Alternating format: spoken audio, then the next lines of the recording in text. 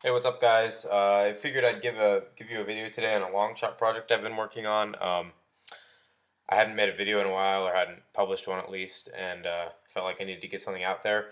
I wanted to wait until all my kind of current projects were done, and they are taking a little bit longer just because my classes are pretty busy. I have a pretty heavy course load, but I wanted to give you an update on what I'm working on. So, if you watched the Angel Breach video, the Angel Breach tutorial, my previous video, then this is that long shot that I've been working on. But I've been doing some some kind of shell mods, different mods. So I'm gonna show you what it looks like now. It looks like this right now, and this rubber band won't be there. It's just stabilizing right now while glue holds and dries and cures. And so I think it looks pretty cool right now. Although it doesn't have the jam door in, it doesn't have the stock in, and then nothing here is kind of. I mean, well, the glue is setting and drying right now, but so I'll give you a basic kind of rundown of what it is. 1730 seconds Angel Breach, which is not in the blaster right now. I will let me pull it out of this little box I've been using to store components of my projects now. So here's the barrel for the breach, 1730 seconds barrel. It gets cut pretty nicely. You probably can't see that. And then here's the actual breach. And the parts that need Longshot bolt sleds, as most of you know, are pretty weak when using um, a higher than stock spring compression and or spring force, and so and I am, because I wouldn't want to do it if I wasn't, and so I'm using stock and Big Bad Bow. This is the Big Bad Bow spring right now. So currently my bolt sled is reinforced, but that I'm still like kind of nervous about it breaking because I've had many bolt sleds break on me before. So I ordered a Remedy Metal. If you've heard of the company Remedy Metal, they make metal parts for long shots, and their website is devoted to these metal parts for long shots. They have metal everything, and so I went to Remedy Metal and I picked up. I ordered, and it's very expensive, but I'll put a link in the description box so you guys can check it out, or probably maybe somewhere on the screen, because it's an awesome website. So I ordered a metal bolt sled along with a metal retention plate, which is the plate that sits at the back of the plunger tube to hold the basically as a spring rest, because that is often also a common place where it would crack with higher spring tension. And then I also ordered supports for the standoffs on the back of the plunger tube where you screw in the retention plate, because those also can fracture, and then that's no fun because your screws don't hold the retention cap on, and then your springs don't stay in, and it just won't work. And so I ordered a metal catch and a metal trigger, and that's all for this guy. Now I'm gonna go through. That's all for this long shot. I'm gonna go through the integrations that I've got going, and then I'll talk about a paint job that I'll be doing.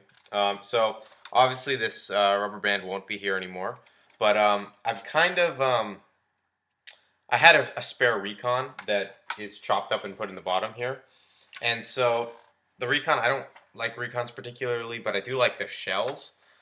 So I kind of cut off the top of a Recon, and I took 4 6/30 seconds or 1030, yeah, 1032 bolts, and 2 for each side of the shell, and drilled them through to the long shot shell, cut them down a little bit so they fit in with the barrel, screwed them in. You can probably see them in there. And then I just glued along the side, and then to make it clean, I have this blue PEX, which I really like. PEX is an awesome material, so I cut appropriate sizes and put it along the side where the integration was actually kind of integrated, and so I think it looks pretty clean. I actually like how it turned out. And so the parts I don't like right now is the slot where the old priming slide, which is actually up here now, used to slide. So that is going to be filled up with Bondo, and or there's 2 things I'll possibly do that. I'll either fill it up with Bondo or do something else that I may talk about later. And then what's going in here, because it's no longer a functional Recon, is this pump. This is actually a Panther pump, and I'm not a huge fan of Panther pumps, just because they're so short. You can't get too much of a draw, but that's it's the only one that's really going to fit in the shell evenly. So that's going to go in the shell right now after this video. And I made this custom pump handle for it. It's a CPVC reducer tee. So it's basically, it came with CPVC, sorry, not a T, an elbow. It's an interesting elbow. It basically, it looks like this. This is the same ID and OD as CPVC, this little piece that already comes in it. And then it just increases down to an actual T coupler form. And then I put some polyester, which is otherwise known as clear CPVC, with a CPVC end cap. And I think it looks pretty cool, and it fits my hand perfectly. Much better than this, which was the old pump handle.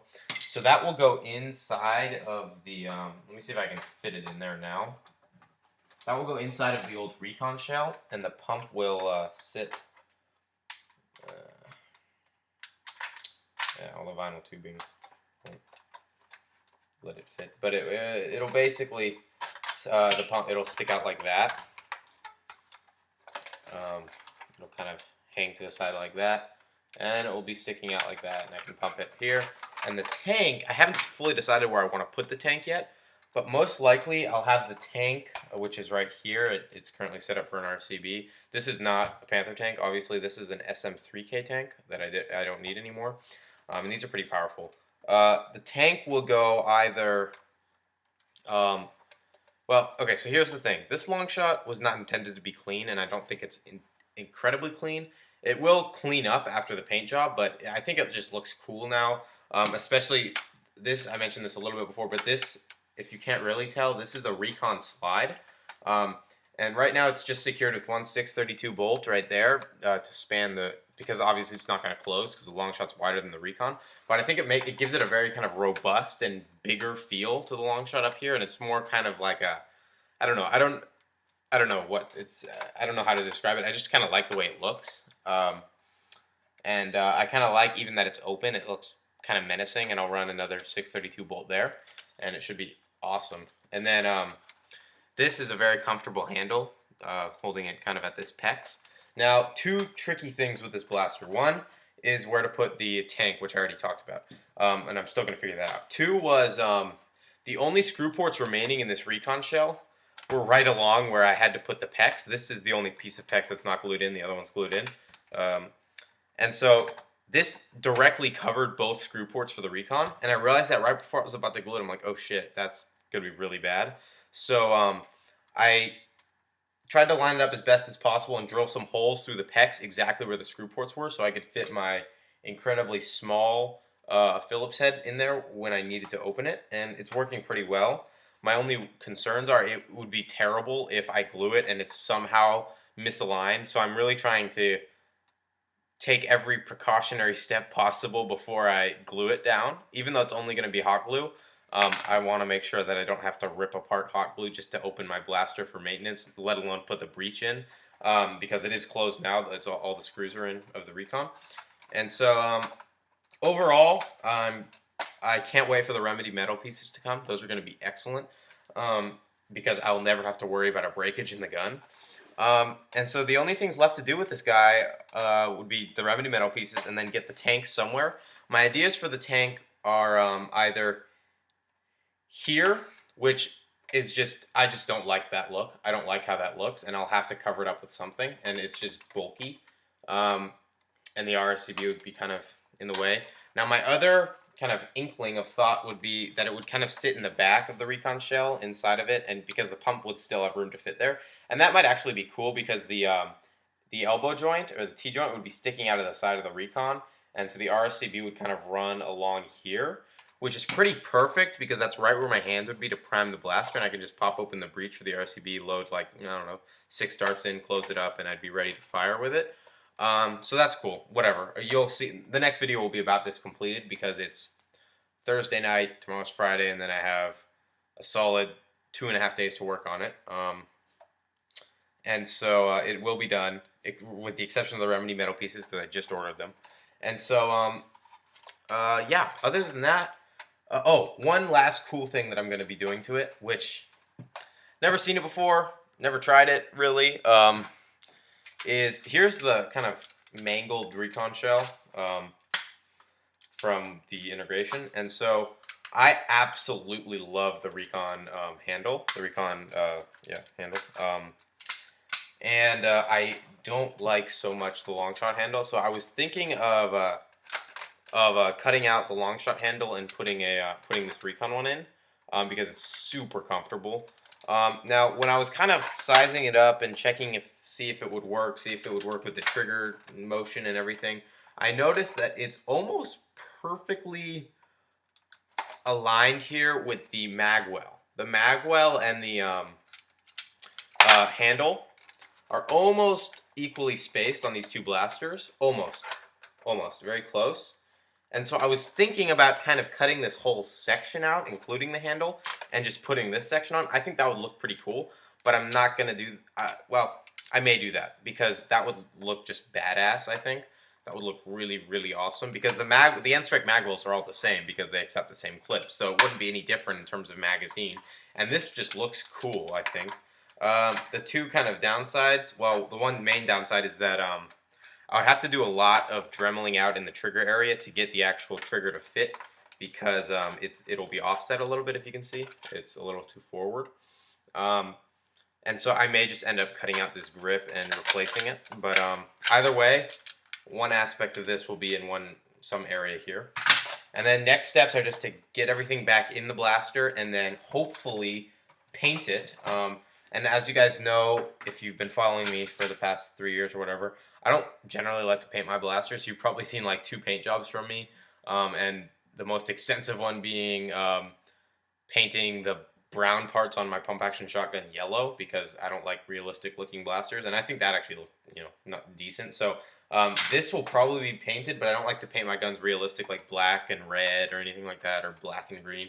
So it'll probably be some non-realistic color but it's still gonna look cool because I ordered the hand paints that a lot of people use. Well, I don't know if a lot of people use them, but the Citadel paints, I know Coop and Un13 use them, or Ice.